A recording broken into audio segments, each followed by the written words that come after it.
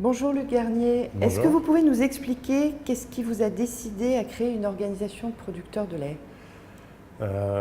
Déjà, je n'ai pas décidé tout seul, nous étions nombreux à redouter la fin des quotas et c'est l'événement qui a fait un déclencheur par rapport à ça. Et donc nous nous sommes réunis dans les départements pour y réfléchir et donc on a décidé de trouver, et avec l'appui de la FNPL, de trouver une organisation pour les années à venir. Donc ça a été une demande du terrain, vous l'avez ressenti comme tel? Disons que c'est plutôt nous qui l'avons présenté au terrain et le terrain nous a dit, nos producteurs nous ont dit il faut aller faire quelque chose. On ne peut pas rester sans rien. Donc l'accueil a été bon? L'accueil a été très bon, oui. Nous, on a l'avantage, c'est qu'on se retrouve tous les ans avec nos groupements, comme on est organisé en groupement de producteurs. On se retrouve tous les ans, donc on a une manière annuelle de communiquer avec nos producteurs. Donc on leur a expliqué et ça nous a permis d'avancer aussi sur le sujet. Comment vous avez fait pour monter cette organisation de producteurs? Est-ce que vous êtes servi de ce qui existait déjà dans votre région? Expliquez-moi. On s'est servi de ce qui existait parce que donc on est organisé en groupement de producteurs depuis plus de 40 ans. On a été obligé d'adapter nos statuts parce qu'on était un syndicat de défense et on n'avait pas de pouvoir de négociation. Avec la création des OP, on est obligé de passer en association de producteurs pour pouvoir avoir un pouvoir de négociation.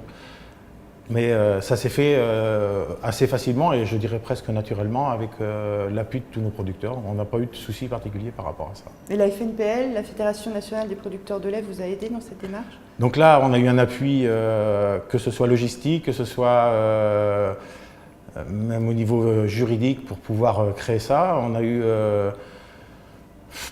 c'est plus que des appuis. Sans eux, on n'aurait pas fait grand-chose parce qu'en fait, toute la partie rédactionnelle, la partie juridique, toute la partie paperasse, ça a été soit la FNPL, soit les juristes de nos départements qui ont fait le travail pour nous. Donc nous, on donnait les idées et eux, ils remettaient en forme sur le contrat, quoi. Justement, vous parlez de contrat. C'est bien les propositions contractuelles des industriels qui vous ont poussé à vous structurer en OP. Il y a un lien de cause à effet évident. Ah oui, de toute façon, la proposition des industriels en l'état ne nous convenait pas. On ne sait pas si elle a été faite exprès pour nous mettre un peu en porte-à-faux, mais on le sentait un petit peu quand même. Donc nous, ça nous a permis aussi, au niveau de l'Ouest, de nous organiser. Moi, je parle pour les gens de Chebel. On ne se connaissait pas entre les zones, donc ça nous a permis de nous connaître entre nous. Ça nous a permis de travailler ensemble. On a travaillé ensemble sur un contrat cadre pendant quasiment 10 mois. On a réussi à finaliser fin juin et ça nous permet aussi d'engager dès aujourd'hui les démarches pour faire une organisation reconnue. Donc votre organisation de producteurs, elle n'a pas été subie, elle a été voulue? Elle a été voulue, on l'a voulu. On espère qu'on va continuer dans le sens où on est parti et que ça va se bonifier.